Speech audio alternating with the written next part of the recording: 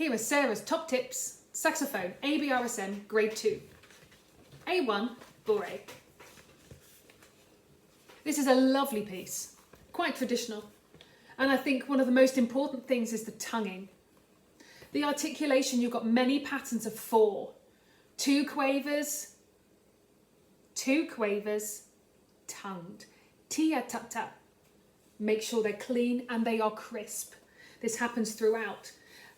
However, the one last pattern here, make sure those 4 are tongued. So on to breathing. I think the breathing is quite simple, quite obvious. I breathed here at the end of the G. And again, obviously, at the repeat sign, I breathed after this E here in bar 18. And again, where the rests were, I think it's quite self-explanatory, the breathing. See if you can make 4 bars. If you can't, try and play a little bit faster so you can. So the dynamics, quite important. Again, the beginning is quite soft. There's a small mezzo forte here for the last line. I didn't do this repeat.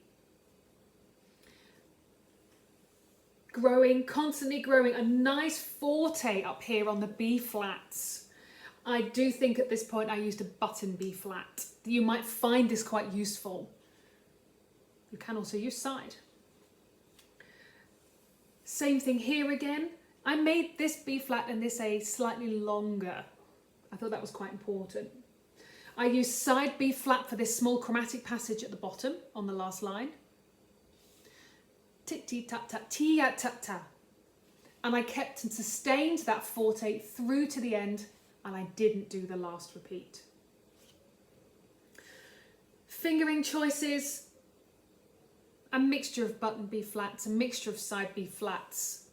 I don't see why it has to be one or the other. You can of course choose your own personal preference. It's a nice piece, it's a beautiful piece, especially when played with piano. I really enjoyed this. I love Handel.